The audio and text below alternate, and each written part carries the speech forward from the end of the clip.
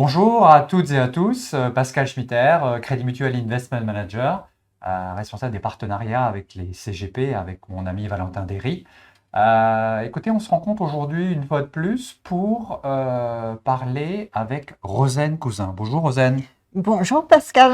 Voilà, tout le monde connaît Rosane Cousin, c'est la gérante de CMAM Global Leaders, un fonds qui fait près de 800 millions d'encours, qui a un SRI de 4 et qui est en fin de compte un fonds qui s'intéresse à des sociétés internationales dans le monde entier, dont le leadership repose sur la puissance de la marque essentiellement, sur le pouvoir de fixer des prix et ce qu'on appelle le pricing power, et aussi qui s'attache à respecter les critères de développement durable et de responsabilité sociale, critères ô combien importants et regardés aujourd'hui. Alors, je vous propose de passer ce petit moment agréable et je dirais bien sûr bilatéral, puisqu'on attend aussi vos questions tout au long de notre intervention avec Rosane. Peut-être, Rosane, on peut peut-être commencer par un premier point sur cette année 2023 qui a tendance à se finir. Donc peut-être tu as quelques mots à nous dire sur le fond pour cette année 2023. Tout à fait. Merci Pascal pour ton invitation. 2023 a été une année boursière chahutée, intéressante et passionnante. Comme vous le savez, en fait, le S&P 500 a eu une très bonne performance. Mais si on enlève ce qui est appelé les 7 magnifiques, Alphabet, Meta, etc., la performance du S&P 500 est en équipondéré bien plus modeste. Donc tout l'enjeu de l'année a été de se positionner sur les bonnes valeurs dans un phénomène de marché qui était extrêmement concentré. Si on prend le processus de Global Leaders, il est très simple, c'est-à-dire qu'on a la possibilité d'investir dans un univers qui est mondial, mais en fait, du fait des filtres successifs que nous apposons, politique sectorielle, élimination des 20 moins bonnes notes, et le fait en fait que nous recherchions des sociétés leaders, on arrive en fait, selon nos critères, à un fonds qui est également très concentré, donc qui a plutôt bien performé dans l'environnement actuel. 2 secondes en arrière sur la slide d'avant, juste pour illustrer tes propos. Donc sur la génération d'idées et de filtres, on voit une exclusion ExxonMobil. Sur l'analyse financière et extra-financière, on voit une exclusion Tesla. Et sur la construction du portefeuille, on voit une exclusion, une marque que nos adolescents aiment particulièrement, Under Armour. C'est un peu, je dirais, des exemples d'exclusion à partir des filtres que vous utilisez. C'est bien ça? C'est tout à fait ça, mais je pense en fait qu'il ne faut pas s'en tenir simplement au regard des exclusions. Le ESG, c'est aussi en fait un filtre que nous apposons pour essayer de détecter des problèmes très en amont, des problèmes de gouvernance, des problèmes sociaux qui pourraient avoir en fait un impact négatif sur les marques. Puisque ce que nous voulons en portefeuille, ce sont avant tout des marques qui parlent à leur génération, qui rencontrent leur public, qui est du pricing power, mais sur lequel, en fait, on est un ADN très fort de la marque et qui soit vraiment géré dans le temps. Parfait. Tu vois ici un exemple, en fait, de ce que nous recherchons. Si je prends, en fait, la chaîne de valeur des automobiles, bien sûr, on a des marques très établies, comme Stellantis, comme Toyota, mais ce qui nous intéresse également sont toutes les marques montantes. Donc, ce sont en fait des valeurs en forte croissance qui viennent disrupter le marché. Tesla en est un bon exemple. Et la raison pour laquelle nous ne pouvons pas investir dans Tesla est liée en fait à son positionnement social sur lequel il y a des controverses qui nous empêchent d'investir dans le titre. Par contre, il y a d'autres titres très intéressants qui sont en renaissance, comme le leader chinois BYD, qui était une société qui faisait essentiellement en fait des véhicules thermiques, qui est en train de faire un travail phénoménal sur le véhicule électrique. On le voit sur le maillage, hein. On le voit même à Strasbourg. Et qui commence à prendre des parts de marché également en Europe. Donc tout cela vous donne un petit peu en agrégé la constitution du portefeuille. 60% de marques établies, ces grandes marques que vous connaissez, Pepsi, Zoetis, LVMH, Microsoft, qui sont des entreprises qui gèrent dans la stabilité, ont un bilan fort et une bonne croissance. Les marques montantes qui ont un ADN de croissance beaucoup plus fort ou qui ont un héritage, des valeurs d'héritage prononcées. Donc on retrouve en fait AMD, qui est la petite marque qui prend des parts de marché sur tout ce qui est semi-conducteur pour les PC, mais également sur les GPU face en fait à Nvidia. Et puis enfin des marques en renaissance comme BYD que je citais précédemment. Alors, ce qui est agréable quand tu t'exprimes, c'est qu'à peu près toutes les marques parlent à peu près à tout le monde. Donc, on peut suivre, je dirais, ne serait-ce que par sa propre connaissance, disons, ces marques internationales. Je crois, tu m'as dit, récemment, tu étais aux États-Unis, je crois, pour rencontrer des entreprises. Oui, tout à fait. Alors, dis-nous en plus, parce que c'est intéressant. En fait, dans mon processus, il est établi que je rencontre également les équipes managériales des entreprises. Et donc, effectivement, je reviens d'un field trip aux États-Unis d'une semaine où j'ai rencontré des entreprises très diverses, mais basées en fait dans la Silicon Valley. Et ce que j'en retire, c'est que les managements des entreprises américaines sont confiants, mais prudents, parce que l'environnement, on le sent bien, entre la Chine et les États-Unis n'est pas simple. Et d'autre part, on va quand même avoir les élections américaines. Or, il faut savoir que dans les sondages, c'est quand même Trump qui actuellement l'emporte. Donc on est très loin encore du mois de novembre, mais déjà on sent un petit peu de nervosité.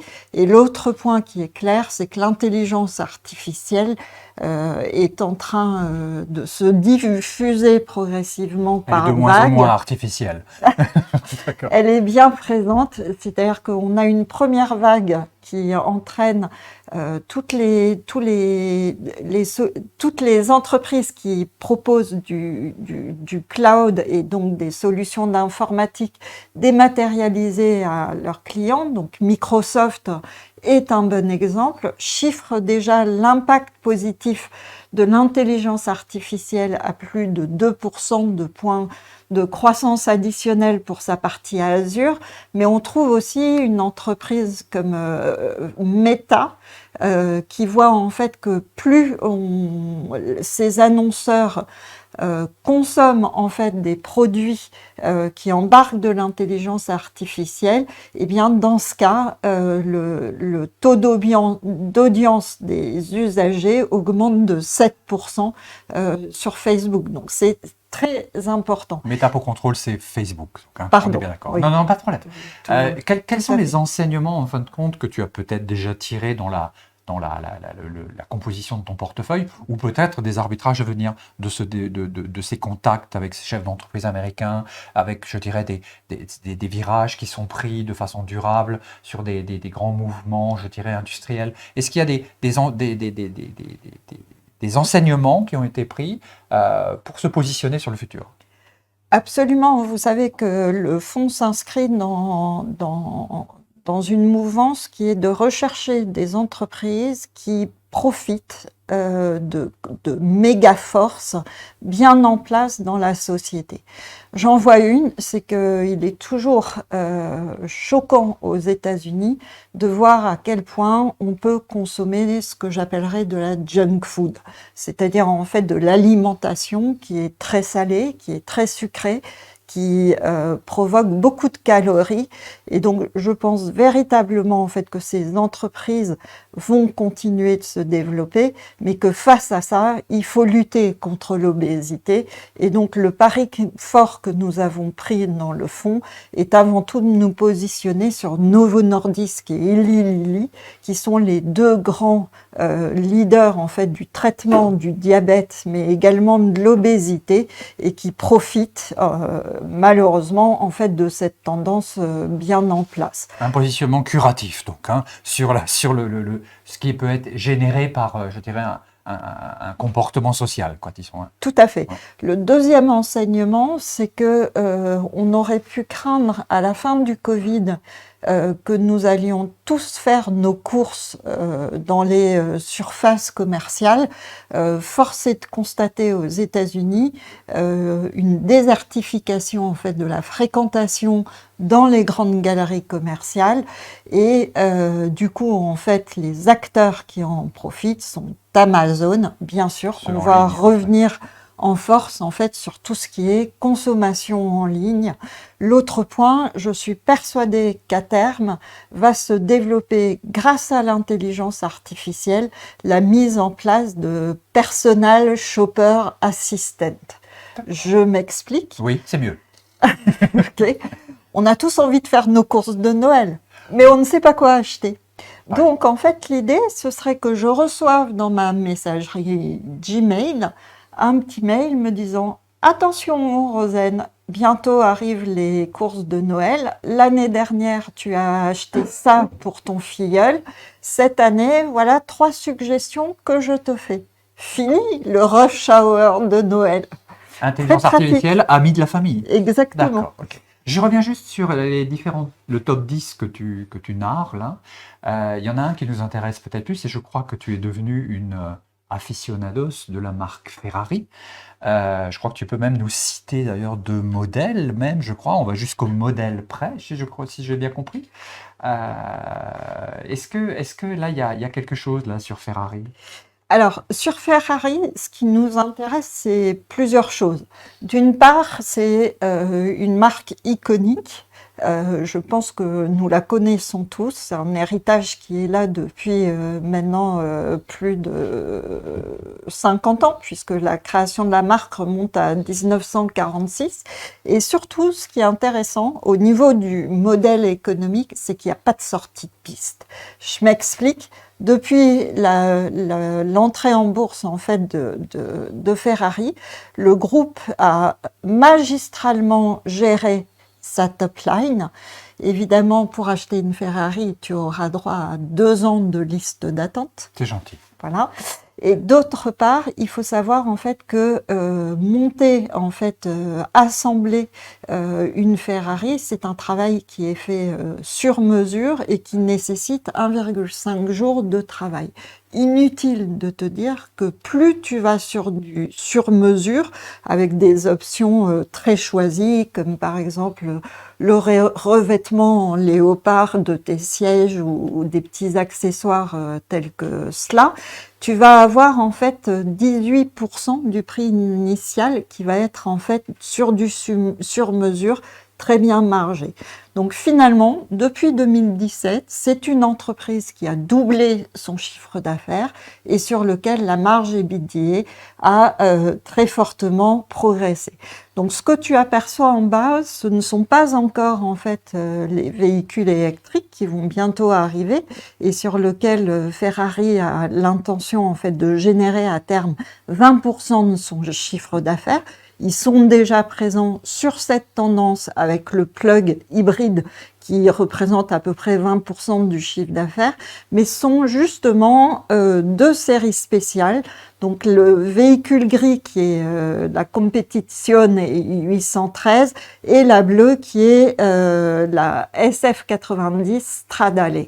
Et ce qui est intéressant dans ces 2 modèles, ce sont justement ce que je t'expliquais avec le sur-mesure qui te permet également de différencier ton véhicule par rapport en fait au modèle classique, plus iconique qu'on connaît de la marque.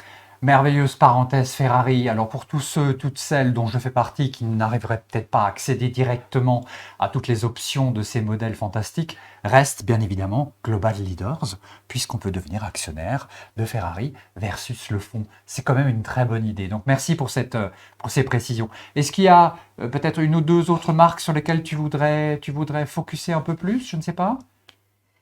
Eh bien, en fait, juste bien se souvenir que Global Leader, c'est aussi un fonds qui va chercher les leaders dans les pays émergents et dans tout secteur dans lequel la politique du groupe nous permet d'investir. À ce titre, on pense moins à TSMC en valeur facilitrice de l'intelligence artificielle.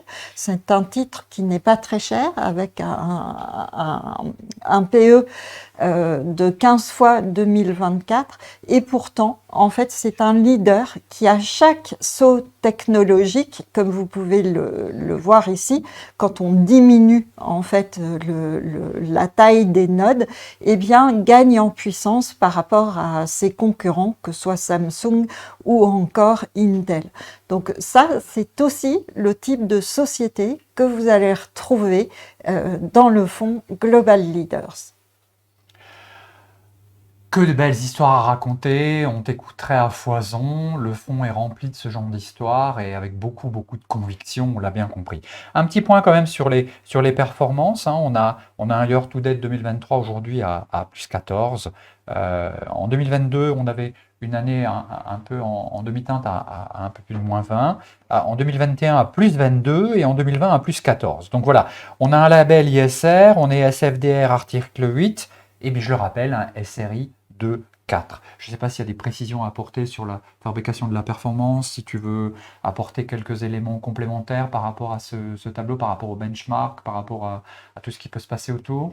Je crois que ce qui est important à retenir, c'est que Global Leaders est un fonds cœur d'allocation pour tout investisseur qui veut sortir d'Europe.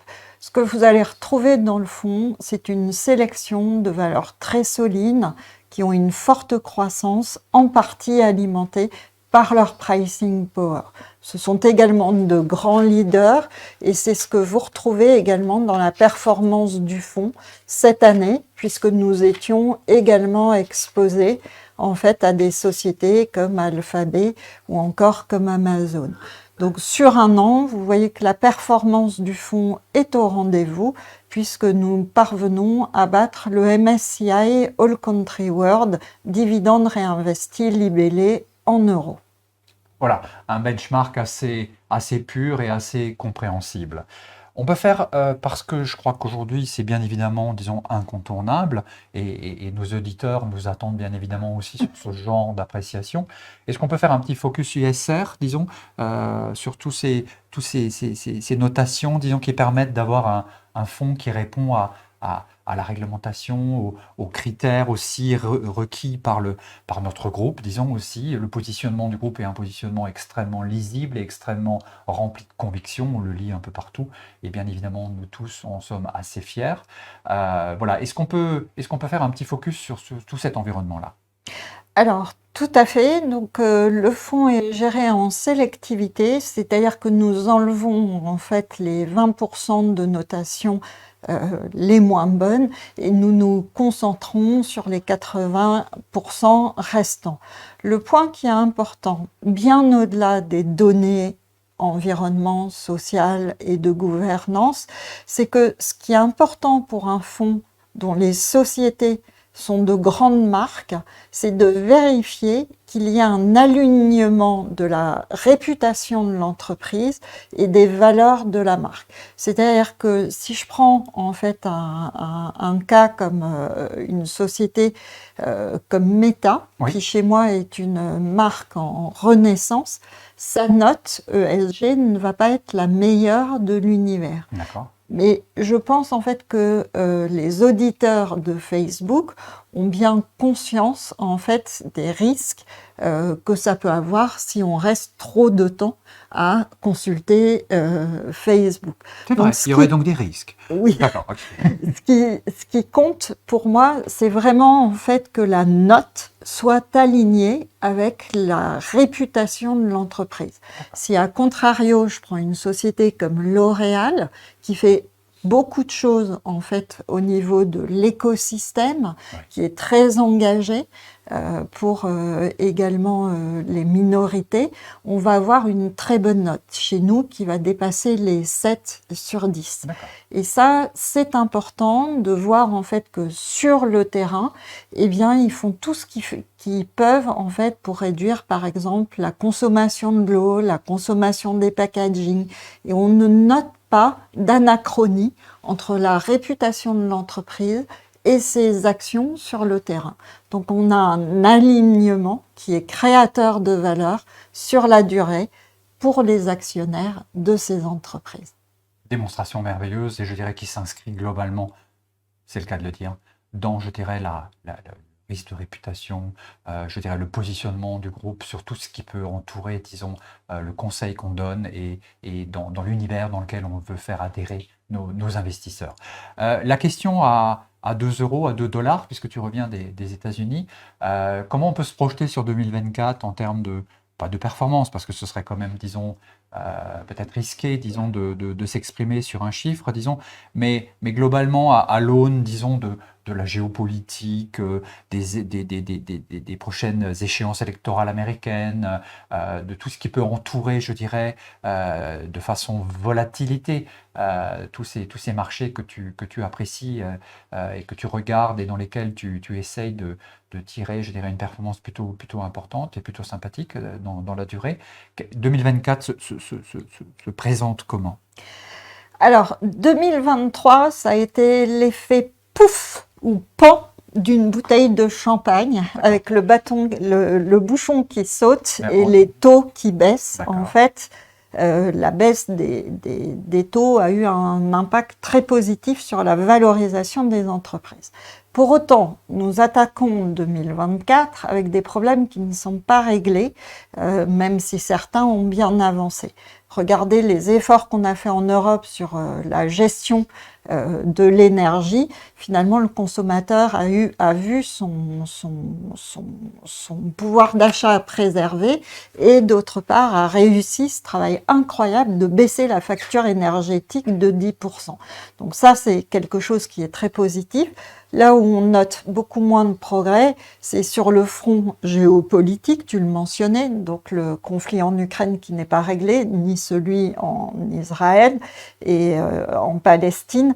Donc on voit bien en fait des zones de tension et comme tu le mentionnais, 2024 sera une année électorale très importante avec un premier test qui sera Taïwan au mois de janvier. Donc ça c'est important pour voir un petit peu comment les choses vont se profiler entre les États-Unis et la Chine. Et enfin, notez en fait qu'on a des estimations de croissance sur les entreprises qui sont très élevées et difficilement compatibles avec les estimations de croissance sous-jacente du PIB au niveau mondial où on peut avoir quelques déconvenues.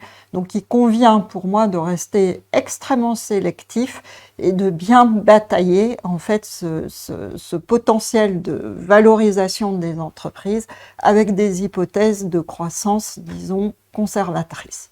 Parfait, merci pour ces précisions. Alors, je rappelle quand même qu'on est sur un fonds thématique qui est investi au niveau mondial, tu l'as bien décrit, une gestion libre de toute allocation sectorielle ou régionale prédéfinie, ça aussi, c'est un espace de liberté qui permet quand même de se repositionner, et bien évidemment, mais Rosen en est, je dirais, l'illustration parfaite, disons, une gestion de conviction, beaucoup de conviction, beaucoup de détaillage dans tout ce qu'on dit.